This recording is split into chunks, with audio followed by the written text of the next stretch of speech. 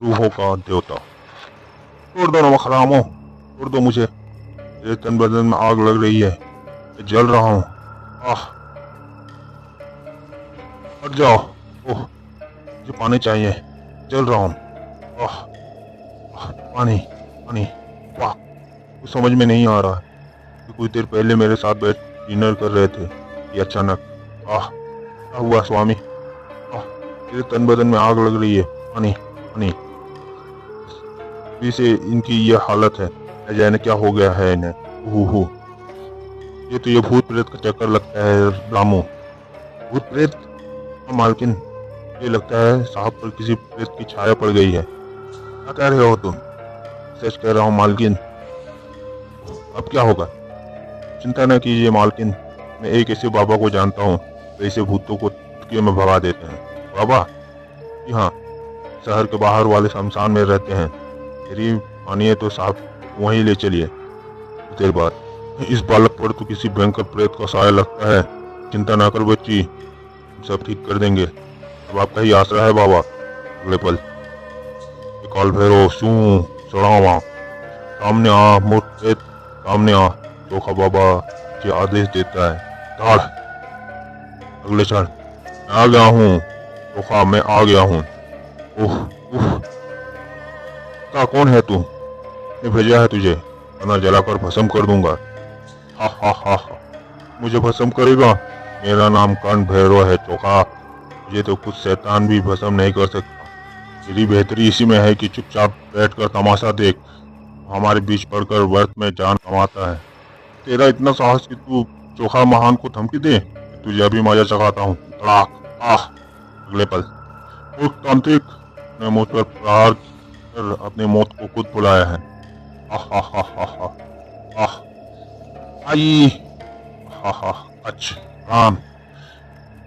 वहां खड़े लोग जैसे नींद से जागे। भागो भागो, लेकिन इससे पहले कि कोई वहां से भाग पाता, ठहरो, तुम्हें से कोई अपनी जगह से नहीं हिलेगा। अभी तो तुम्हें इस कमीने मेहता की दुर्दशा देखनी है। बस उसी देर की और बात है। इसकी जिंदगी के 36 घंटे पूरे होने वाले हैं। वे 36 घंटे जो मैंने अपने तड़पने के लिए दिए थे। हा हा हा। क्षण बाद मेहता का शरीर बुरी तरह बढ़ने लगा।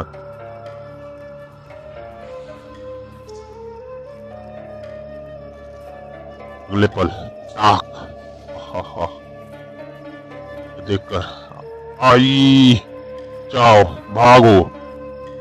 उसी समय शहर के दूसरे कोने में स्थित कब्रिस्तान अट्टहासों से गूंज उठा था। हा हा। गया। बारी है रूहों के दूसरे कैदी की, जिसका नाम है राजेश वर्मा। देर बाद, राजेश वर्मा, मैं आ गया। क्षण बाद, राजेश उठो राजेश। कौन कौन हो तुम और अंदर कैसे आए? हा हा। लोग ऐसे होते हैं वर्मा, जिनको दुनिया का कोई दरवाजा नहीं रोक सकता। लेकिन तुम हो कौन? कमाल है वर्मा, आज तुम उस आदमी को नहीं पहचान पा रहे हैं जिसकी दौलत पर तुम ऐश कर रहे हो। और तुम राजन? हाँ, मैं राजन ही हूँ, हमारा जिगरी दोस्त। नहीं, तुम राजन नहीं हो सकते।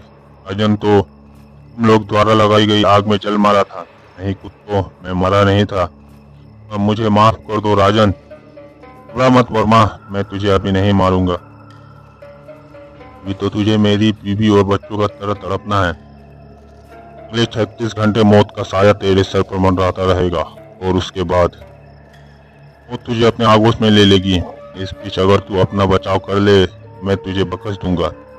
इसे यह मेरी गारंटी है वर्मा, तुझे कोई बचा नहीं पाएगा। अचानक, 36 घंटे की बात कर रहा है मूर्ख, मैं तुझे अभी मौत दिए देता हूँ। आह, तू मेरी शक्ति से सिर्फ इसलिए बच गया है वर्मा कि तुझे 36 घंटे बाद मरना है, उससे पहले नहीं। ये अदृश्य होती ही ये तुरंत कोठारी को खबर देनी चाहिए। घंटी तो जा रही है, दूसरी तरफ से जैसे कोई हाथी चिंगाड़ा, हेलो। अगले पल, ई, ओह नो, आग लग गई। लेकिन अगले ही पल, हा हा हा, नो, अगले ही क्षण, जाओ, मैं कोठारी से खुद ही जाकर मिलूंगा। कुछ देर बाद, क्या बक रहे हो तुम? ठीक कर रहा हूँ कोठारी, वो राजन ही था। लो, ये भी मान लिया कि वो राजा नहीं था, लेकिन जरा एक बात तो सोचो, इन शक्तियों को तुम बात कर रहे हो वो उसके पास कैसे आई? एक साधारण आदमी वो असाधारण शक्तियों का स्वामी कैसे बन गया? मैं कुछ नहीं जानता। मैं सिर्फ इतना जानता हूँ कि अगले 36 घंटे के बाद मेरी हत्या होने वाली है। घबराने की कोई जरूरत नहीं है। आज रात तुम यहीं सो जाओ, जो होगा उसे हम दोनों निपट लेंगे। हाँ, शायद तुम ठीक कह रहे हो। क्या हुआ वर्मा? खून? मेरे गिलास में खून भरा हुआ था। क्या बात कर रहा है वर्मा? हाँ है खून, ये तो शराब है। यह कैसे हो सकता है? ओ वर्मा, लगता है तेरा दिमाग खराब हो गया है। हाँ, लेकिन बकवास बंद। ओह, थाली ने जब बोतल को वर्मा के मुंह से हटाया तो वह खाली हो चुकी थी। कुछ क्षण बाद अच्छा वह साला बेहोश हो गया, वरना सारी रात सोने नहीं देता। अगली सुबह जब वर्मा की आंख खुली, उफ, अरे यार जरा अपने नौकर से नींबू पाई। वर्मा बचाओ, मैं आज ही यह शहर छोड़कर बहुत दूर चला जाऊंगा। वर्मा इतनी तेज गाड़ी चला रहा है, कहीं ना कहीं जरूर मरेगा। बारी शहर से निकल जाऊं फिर कोई खतरा नहीं है। जिंदा तो तब भी नहीं बचोगे राजेश। कहीं भी चला जाए मूर्ख, मौत हमेशा तेरे पीछे रहेगी। नहीं। चौका चौका, सामने स्टेडियम है, अगर मैं स्टेडियम में अगर छुप जाऊं तो बच सकता हूँ। अरे अरे, कहाँ घुसे जा रहे हो? हाँ, मुझे कोई नहीं मार सकता। फिर उसकी नजर अपनी कलाई पर बंधी घड़ी पर पड़ी। 12 बज गए, यानी 36 घंटे पूरे हो गए। मैं बच गया, अब मुझे कोई नहीं मार सकता। हा हा हा। उसी क्षण और यह शंखादेव का एक और शानदार छक्का, खटाक, वाह, शॉट मारा है। अभी नहीं, इससे पहले कि वो कुछ समझ पाता, आई वर्मा की मौत की खबर ने जसवंत कोठारी को हिलाकर रख दिया था। ओह, आखिर वर्मा की हत्या हो ही गई। पर मुझे राजन को पता चल जाए फिर मैं उसे जिंदा नहीं छोड़ूंगा। दूसरी ओर लोहो के तीसरे कैदी का हमारा पता चाहिए। तो हमारा पता मिलेगा, जरूर मिलेगा। क्षण बाद जसवंत कोठारी की कोठी में। कोठारी, तू मेरा पता जानना चाहता है ना? मैं तुझे बताता हूँ कि मैं कहाँ हूँ। शहर से बाहर बने मुस्लिम कब्रिस्तान में मेरा निवास है। अगर तू मुझे मारना चाहता है तो वहाँ चला। हा, कब्रिस्तान। हा। राजन, अगर तू सोच रहा है कि वर्मा और मेहता को मारकर तूने मुझे डरा दिया है, ये तेरी भूल है।